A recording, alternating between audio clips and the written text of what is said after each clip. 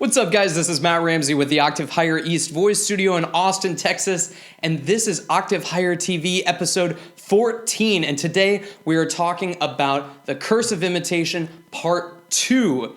So basically, okay, so I know I'm not supposed to imitate people when I sing, but if I don't imitate, what do I really sound like? Fantastic question. Let's get right into it. Stick around.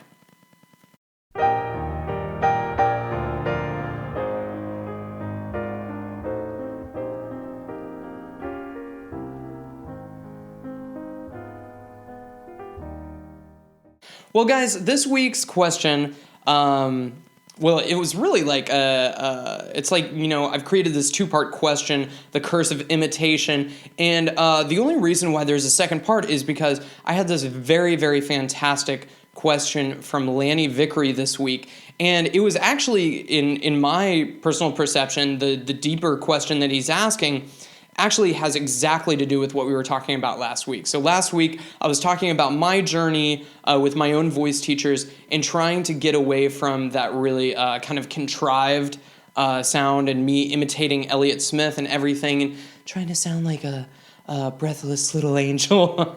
And so Lanny's question, I'll read it to you in a second, but Lanny's question really kind of prompted this part two, which is, if I'm not supposed to imitate people, what am I actually supposed to be sounding like? Or what do I want you to be sounding like? Okay, so Lanny's question is, when we work on songs, it seems to me that you want me to forget any nuance or interpretation in the original version and sing everything in what sounds to me like a Broadway show voice.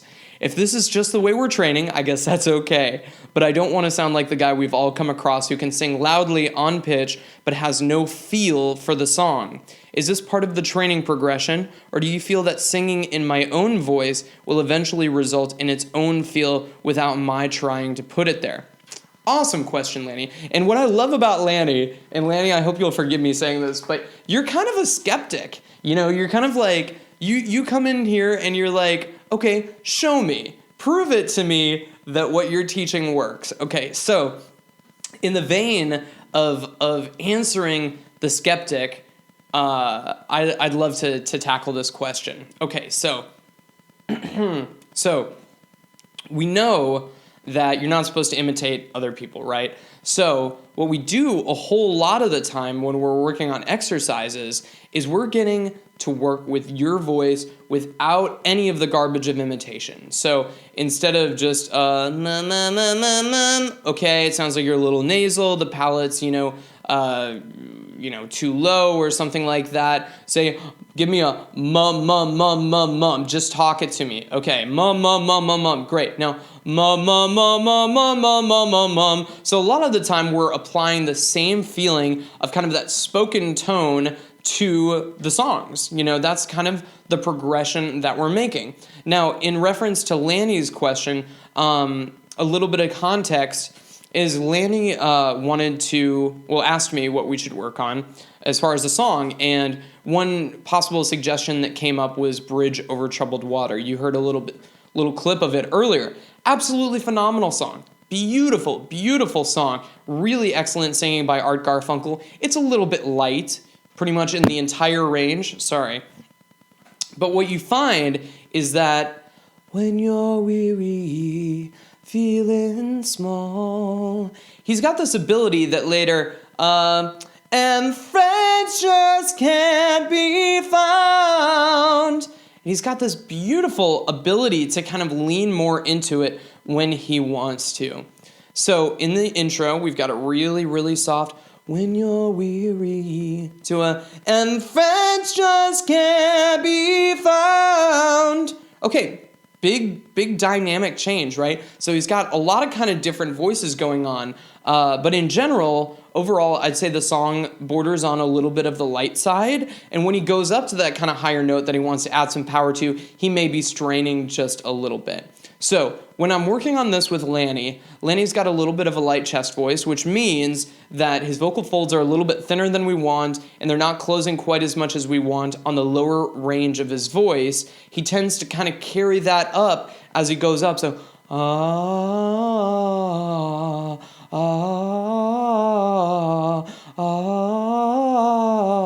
It's just a little bit light. So what we do a whole lot of the time is like gug gug gug gug gug gug gug gug gug go go go go go go go go go.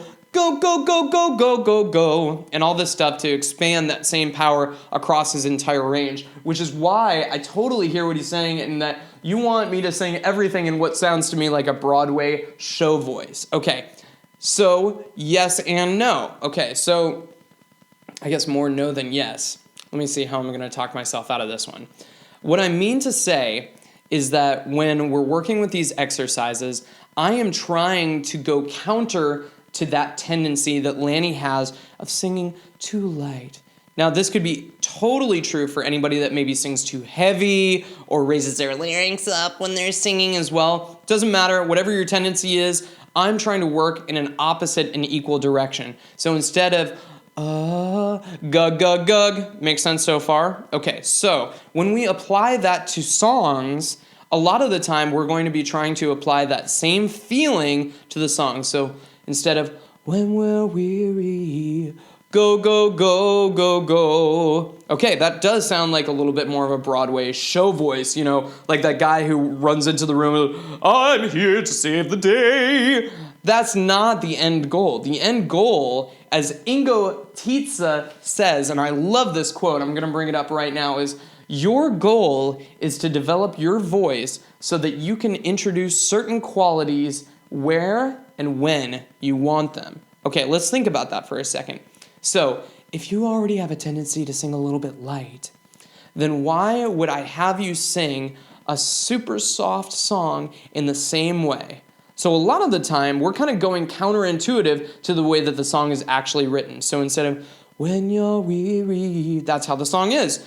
When you're weary. Okay, I want him to sing a little bit more like that so that he can train his voice to know what it's like to have a little bit more of a full quality of chest voice and to expand that across his entire range so that if he has that power, he can use it. Let's look at that quote one more time. Your goal is to develop your voice so that you can introduce certain qualities when and where you want them. Certain qualities. One certain quality may be that change in dynamic. So instead of, when you're weary, maybe you want to sing it a little bit more like Art Garfunkel. God forbid, we're going completely off of the Curse of Imitation last week, but let's say that you really wanted to do it just like him, but maybe in your own voice. So instead of, when you're weary, how about, when you're weary? Okay, so I am creating a quality or an effect on that voice, but I've already done the hard work and I've already got this fantastic foundation of support on the bottom by building that chest voice first. Does that make sense? Now, the reason why that's important to do first is because if we don't build that first, then when you're weary is gonna stay your default. And then it's like, okay, well, what if you want to do like a really rockin', rendition? When you're weary, you're going to struggle because we don't have that foundation set in the first place. Just like Art Garfunkel later in the song, and friends just can't be found. He's struggling because he hasn't built that foundation in his voice and extended it across his entire range. I'm really screwing up with this microphone. Sorry about that. But in any case, I think that this whole idea of this Broadway show voice can be an important one at first, but it's not the end goal. To finish off Lanny's question, is this part of the training progression, or do you feel that singing in my own voice will eventually result in its own feel without my trying to put it there? I want to answer this and say, yes, it's part of the progression, and singing in your own voice will eventually result in its own feel without you having to try to put it there, if that makes sense. So, to go back to the song, and do keep in mind, if you sing too heavy, when you're weary, then I'm going to have you try to go the opposite. Okay, great job. Give me that, when you're weary. Okay, so now that we have that, you've learned what it's like to kind of balance things out so that hopefully when you go back to maybe that heavier version, when you're weary. Okay, let's go back. When you're weary. All right, now do it the way that you originally did it.